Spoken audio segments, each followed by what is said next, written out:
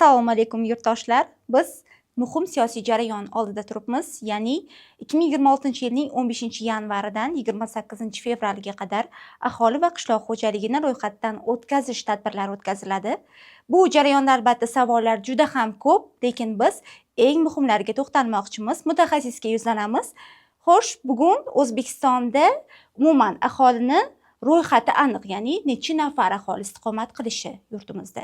Nima uchun yana aholini va qishloq xo'jaligini ro'yxatdan o'tkazayapmiz? Shuncha mablag', shuncha vaqt, resurs yo'naltirilyapti bu jarayonga. Avvalambor assalomu alaykum. Mazkur tadbir butun dunyoda barcha davlatlar tomonidan o'tkaziladigan eng katta muhim tadbirlardan biri hisoblanadi. Bu Birlashgan Millatlar Tashkilotini tavsiyasi asosida o'tkaziladi. Har 10 yilda o'tkaziladigan tadbir. Ayrim rivojlangan davlatlar buni har 5 yilda ham o'tkazishi kuzatib kelyapmiz.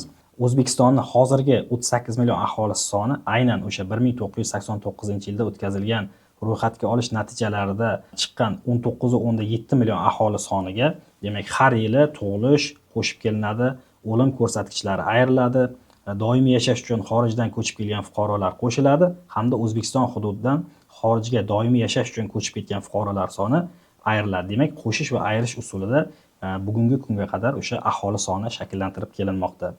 Va aholini ro'yxatga olishning asosiy mazmun, mohiyati va maqsadi bu birgina aholi sonini belgilash emas, bunda aholini yosh tarkibi, aholining turmush sharoiti, ayni hududda qancha aholi istiqomat qilayotganligi.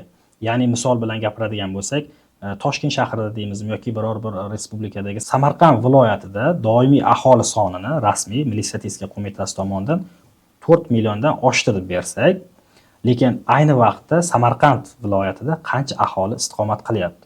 Bu bo'yicha javob yo'q. Demak, Samarqand viloyatida qancha aholi bor, ayni kunda qancha aholi istiqomat qilayotgani bo'yicha aynan mana shu aholi va qishloq xo'jaligini ro'yxatga olish tadbiri yakunida bilib olamiz.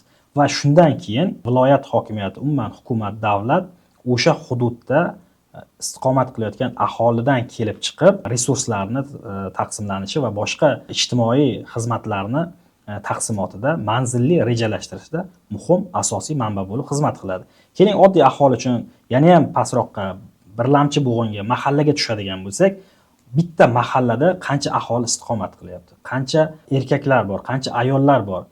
O'sha aholini qanchasi yoshlarni tashkil etadi, qanchasi keksalarni tashkil etadi yoki o'sha mahalladagi aholini kasb bo'yicha ma'lumot, ishsizlar soni shakllantiriladi va aynan o'sha ma'lumotlar asosida kelgusi rejalar manzilli rejalashtiriladi. Rahmat javoblar uchun. Aziz mahalladoshlar, yurtdoshlar, ushbu siyosiy jarayonda har birimizning ishtirokimiz juda muhim ahamiyatga ega va jarayon haqida savollaringiz bo'lsa bizga yo'llang, biz esa mutaxassislar orqali javob qaytarishga harakat qilamiz.